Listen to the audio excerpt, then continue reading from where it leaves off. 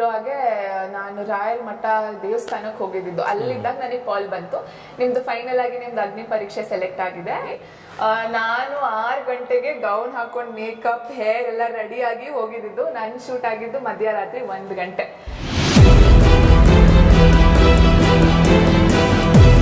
ಈಗ ಒಬ್ರದ್ದು ವಿಡಿಯೋ ಚೆನ್ನಾಗಿದೆ ಅಂತ ಅನ್ಸುತ್ತೆ ಅನ್ಕೊಳ್ಳಿ ನಿಮ್ಗೆ, ನೀವು ನಿಮ್ಮ ಮೈಂಡ್ ಏನ್ ಹೇಳುತ್ತೆ, ನಾವು ಇದೇ ತರ ಮಾಡೋಣ ಅಂತ.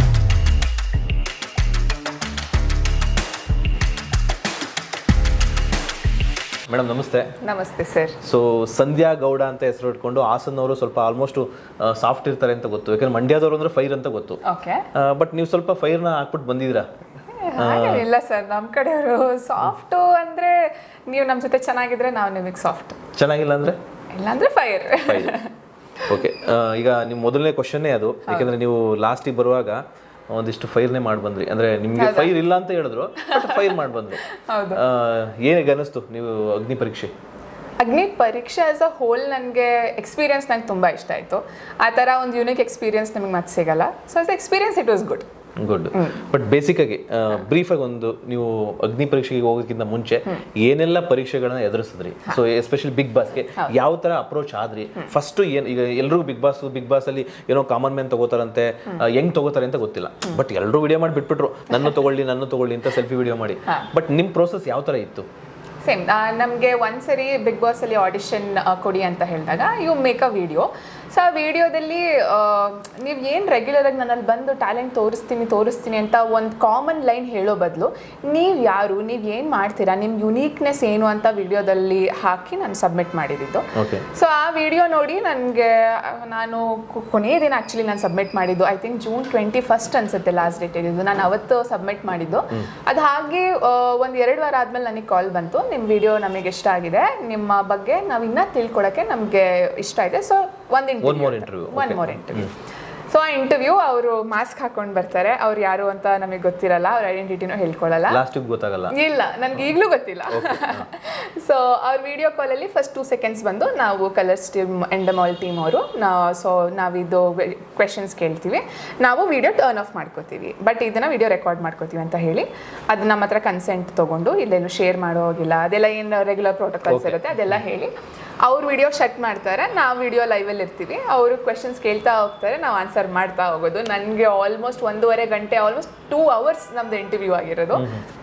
ಸೊ ಇಂಟರ್ವ್ಯೂ ಆದಮೇಲೆ ಎಲ್ಸೆ ನಮ್ಗೆ ಇಷ್ಟ ಆದರೆ ನೀವು ಕಾಲ್ ಮಾಡ್ತೀವಿ ಅಂತ. ಅಗೇನ್ ನನಗೆ ಎಕ್ಸಾಕ್ಟ್ ಟೈಮ್ ಲೈನ್ ಗೊತ್ತಿಲ್ಲ, ಪ್ರಾಬ್ಲಿ 1 week or 10 days ಆದ್ಮೇಲೆ ಕಾಲ್ ಬಂತು, ನೆಕ್ಸ್ಟ್ ರೌಂಡ್ GD ಇದೆ ಅಂತ.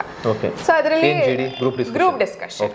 ಸೊ ಅವರು ಏನು ಹೇಳಲ್ಲ, ಏನು ಗೈಡ್ಲೈನ್ಸ್ ಇರಲ್ಲ, ದೇ ಜಸ್ಟ್ ಸೇ ಬರಬೇಕು, ಈ ಟೈಮ್ಗೆ ಬರಬೇಕು, ಈ ಗ್ರೂಪ್ ಡಿಸ್ಕಷನ್ ಅಷ್ಟೇ ಅಂತ ಹೇಳಿರ್ತಾರೆ. ಅಲ್ಲಿ ಏನು ಮಾತಾಡಬೇಕು ಏನು, ಅವ್ರು ಏನು ಗೈಡ್ಲೈನ್ಸ್ ಕೊಟ್ಟಿರಲ್ಲ. ಅಲ್ಲಿ ಹೋದ್ಮೇಲೆ ನಮ್ದೊಂದು 10 ಟೀಮ್ ಮೆಂಬರ್ಸ್ ಬ್ಯಾಚ್ ಇತ್ತು. ಸೊ ಆ ಟೀಮ್ ಮೆಂಬರ್ಸ್ ಬ್ಯಾಚಲ್ಲಿ ನಿಮ್ಗೊಂದು ಟಾಪಿಕ್ ಕೊಡ್ತಾರೆ, ನೀವು ಡಿಬೇಟ್ ಮಾಡ್ತೀರಾ. ತುಂಬ ಟೈಮ್ ತಗೊಳ್ಳಿಲ್ಲ, ಇದು ಒಂದು ಮ್ಯಾಕ್ಸ್ 15 minutes ಇರ್ಬೋದೇನೋ. ಎಲ್ಲರಿಗೂ ಒಂದು ಚಿಕ್ಕ ಇಂಟ್ರೋ ಮಾಡೋಕ್ಕೆ ಟೈಮ್ ಸಿಗುತ್ತೆ, ಒಂದು 2 topics ಮೇಲೆ ಡಿಬೇಟ್ ಮಾಡೋಕ್ಕೆ ಸಿಗುತ್ತೆ. ಅವರು ನಿಮ್ಗೇನು ಒಪಿನಿಯನ್ ಏನು ಹೇಳಲ್ಲ, ನೀವು ಡಿಬೇಟ್ ಮಾಡ್ತೀರಾ, ಮುಗಿಸ್ತೀರಾ, ಹೊರಗೆ ಬರ್ತೀರಾ. ಅದಾದಮೇಲೆ ಆಲ್ಮೋಸ್ಟ್ 2 ವಾರ ಆಯಿತು.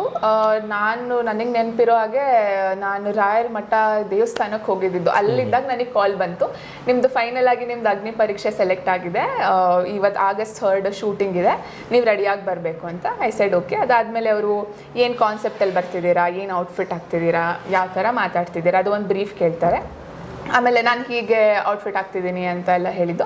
So like okay, miss India ಥರನೇ ರೆಡಿಯಾಗಿ ನಮಗೆ ಸ್ಯಾಶ್ ಕ್ರೌನ್ ಬೇಕು ಅಂತ ಹೇಳಿದ್ರು. ನಾನು ಗ್ರೌನ್ ಹಾಕೊಂಬರೋ ಪ್ಲಾನಲ್ಲಿದ್ದೆ. ಸೊ ದೇವ್ ಲೈಕ್ ಅದ್ರ ಜೊತೆ ನಮಗೆ ಸ್ಯಾಶ್ ಕ್ರೌನ್ ಕೂಡ ಹಾಕೊಬನ್ನಿ, ಸೊ ಜನಕ್ಕೆ ನಿಮ್ಮ ಐಡೆಂಟಿಟಿ ಇಲ್ಲ ಆ ಥರ ಹೇಳಲ್ಲ. ಅವ್ರು ನಮ್ಮನ್ನು ಕೇಳ್ತಾರೆ, ನೀವು ಏನು ಪ್ಲಾನ್ ಮಾಡ್ಕೊಂಡಿದ್ದೀರಾ ಅಂತ. They will suggest you, because ನನ್ನ ಐಡೆಂಟಿಟಿ ಏನಿತ್ತು ಅಂದರೆ ನಾನು ಮಿಸ್ ಇಂಡಿಯಾ ಫೈನಲಿಸ್ಟ್ ಅನ್ನೋ ಥರ. ಸೊ ಅದು ಅದಕ್ಕೆ ಜನಕ್ಕೆ ರೀಚ್ ಆಗಬೇಕು, ಬಿಕಾಸ್ ಅವರು ಎಲ್ಲ ಥರದ ಪರ್ಸ್ನಾಲಿಟಿನ ಪಿಕ್ ಮಾಡಿರ್ತಾರಲ್ವ. ಸೊ ಅದು ಪರ್ಸ್ನಾಲಿಟಿ ಸ್ಟೇಜ್ ಮೇಲೆ ಗೊತ್ತಾಗಬೇಕು ಅನ್ನೋ ಥರ. ನೀವು ಇಲ್ಲ ನನಗೆ ಇಷ್ಟ ಇಲ್ಲ ಅಂದರೆ ಫೋರ್ಸ್ ಮಾಡಲ್ಲ ಅನ್ಸುತ್ತೆ, ಬಿಕಾಸ್ ನನ್ಗಲ್ಲಿ ಗೊತ್ತಿರೋ ಬೇರೆ ಕಂಟೆಸ್ಟೆಂಟು ಲೈಕ್ ಈ ಥರ ಔಟ್ಫಿಟ್ ಹಾಕೋಬನ್ನಿ ಅಂತ ಅವ್ರು ಸಜೆಸ್ಟ್ ಮಾಡಿದಾಗ, ಅವ್ರು ಇಲ್ಲ ನಾನು ಈ ಥರ ಹಾಕೋತೀನಿ ಅಂತ ದೇವರ್ ಓಕೆ ವಿತ್ ಇಟ್. ಅವರು ಸಜೆಷನ್ಸ್ ಕೊಡ್ತಾರೆ ಈ ಥರ ಮಾಡ್ಬೋದು ಅಂತ. ನನಗೆ ಲೈಕ್ ಕ್ರೌನ್ ಸ್ಯಾಶ್ ಹಾಕೋಬನ್ನಿ, ಆಗ ಜನಕ್ಕೆ ನಿಮ್ಮ ಐಡೆಂಟಿಟಿ ಗೊತ್ತಾಗುತ್ತೆ ಅಂದರು. ನನಗೆ ಸರಿ ಅನ್ನಿಸ್ತು, ಬಿಕಾಸ್ ನನಗೆ ಇದುವರೆಗೂ ಆ ಪ್ರೋಮೋ ರಿಲೀಸ್ ಆಗೋದು ಕನ್ನಡ ಜನತೆಗೆ ನಾನು ಯಾರು ಅಂತ ಗೊತ್ತಿರಲಿಲ್ಲ. ಸೊ ನನ್ನ ಐಡೆಂಟಿಟಿ ಗೊತ್ತಾಗುತ್ತೆ ಅಂತ ಐ ವಾಸ್ ಲೈಕ್ ಓಕೆ. ಅದಾದ್ಮೇಲೆ ಅಲ್ಲಿ ಹೋಗಿ August 3rd, ಒಂದು ನಿಮಿಷ ಸಾರಿ, ಫಸ್ಟ್ ಬಂದು ನೀವು ಒಂದು ವಿಡಿಯೋ ಬಿಟ್ರಿ, ಸೊ ಅದಾದ್ಮೇಲೆ ಒಂದು ಇಂಟರ್ವ್ಯೂ, ಅದಾದ್ಮೇಲೆ GD GD ಆದ್ಮೇಲೆ ಅಗ್ನಿ ಪರೀಕ್ಷೆ. ಸೊ ಅಗ್ನಿ ಪರೀಕ್ಷೆನ ಎಲ್ಲರೂ ನೋಡಿದ್ದಾರೆ. ಬಟ್ ನಾವು ನೋಡಿದ್ದು ಜಸ್ಟ್ ಒಂದು 5 ನಿಮಿಷ ಇರ್ಬೋದು. ಬಟ್ ಎಷ್ಟು ಹೊತ್ತು ಅಲ್ಲಿ ಅಗ್ನಿ ಪರೀಕ್ಷೆ ನಡೆಯುತ್ತೆ? ಟೋಟಲ್ ಅಗ್ನಿ ಪರೀಕ್ಷೆ ಶೂಟ್ ನಡೆದಿರೋದು 48 hours. August 3rd. ಅಲ್ಲ, ನಿಮ್ದು ಒಬ್ರದ್ದು? ನಮ್ದೊಬ್ರದ್ದು ನನ್ಗೆ ಒಂದು ಮ್ಯಾಕ್ಸ್ ಅಂದ್ರೆ ಒಂದು 20 minutes ಸಿಕ್ಕಿರ್ಬೋದು. 20 minutes. ಎಕ್ಸಾಕ್ಟ್ ಆಗಿ ನಮಗೆ ಗೊತ್ತಿರಲ್ಲ. ಬಟ್ ಬೇರೆ ಇನಿಷಿಯಲ್ ಕಂಟೆಸ್ಟೆಂಟ್ಸ್ಗೆ ಅಟ್ಲೀಸ್ಟ್ 1 hour ಸಿಕ್ಕಿದೆ ಒಬ್ರೊಬ್ರಿಗೆ. ಸೊ ನಮ್ದು August 3rd ನಮ್ದು ಶೂಟ್ ನಡೆದಿದ್ದು. ಸೊ ಆಗ ಫಸ್ಟ್ ನಮ್ದೊಂದು ಸ್ಮಾಲ್ ಪ್ರೋಮೋ ಶೂಟ್ ಆಯಿತು. ಅದೇ ನಾವೇನು ಅಷ್ಟು 60 members ಸ್ಟೇಜ್ ಮೇಲೆ ಒಂದು ಶಾರ್ಟ್ ನೋಡ್ತಿದ್ದೀರಲ್ಲ, ಆ ಶೂಟ್ ಆಯಿತು. ಅದಾದಮೇಲೆ ಅವ್ರು ಹೇಳಿದ್ರು 30 members you can go home, ನೀವು August 5th ಬನ್ನಿ ಅಂತ. ಇನ್ನು 30 members ಅವತ್ತು ಶೂಟ್ ನಡೀತು. ಅದೇ ಮಧ್ಯರಾತ್ರಿವರೆಗೂ ಆಯ್ತಂತೆ. ನೆಕ್ಸ್ಟ್ ಡೇ ನಾವು ಬಂದ್ವಿ. ನಾನು 6 ಗಂಟೆಗೆ ಗೌನ್ ಹಾಕೊಂಡು ಮೇಕಪ್ ಹೇರ್ ಎಲ್ಲ ರೆಡಿಯಾಗಿ ಹೋಗಿದ್ದು. ನನ್ನ ಶೂಟ್ ಆಗಿದ್ದು ಮಧ್ಯರಾತ್ರಿ 1 ಗಂಟೆ. ಸೊ ಆ ವೇಟಿಂಗ್ ರೂಮಲ್ಲೇ ವೇಟ್ ಮಾಡ್ತಿದ್ವಿ. ನಮ್ಮ ಕೈಲಿ ಮೊಬೈಲ್ ಇರಲ್ಲ. ನೀವು ದಿ ಮೊಮೆಂಟ್ ನೀವು ಅಕ್ಷಯ ಸ್ಟುಡಿಯೋಗೆ ಎಂಟರ್ ಆದ ತಕ್ಷಣ ಅವರು ನಿಮ್ಮ ಮೊಬೈಲ್ ತಗೊಂಡು ಸೀಲ್ ಮಾಡಿ ಇಟ್ಬಿಡ್ತಾರೆ. ಸೊ ಫುಲ್ ಡೇ ಮೊಬೈಲ್ ಅದು ಏನೂ ಇರಲಿಲ್ಲ. ಮಧ್ಯ ಯಾವಾಗಾದ್ರೂ ಕಾಲ್ಸ್ ಎಮರ್ಜೆನ್ಸಿ ಅದೆಲ್ಲ ಕೊಡ್ತಾರೆ. ನಾವು ಸುಮ್ಮನೆ ಎಂಟರ್ಟೈನ್ಮೆಂಟ್ಗೆ ಡ್ಯಾನ್ಸ್ ಎಲ್ಲ ಮಾಡ್ಬೇಕಾದ್ರೆ 1-2 ವಿಡಿಯೋ ತೊಗೊಂಡಿದ್ವಿ. ಬಟ್ ಅವ್ರು ಹೇಳಿದ್ರು ಶೋ ಬರೋವರೆಗೂ ನೀವು ಹಾಕೋ ಆಗಿಲ್ಲ ಅಂತೆಲ್ಲ.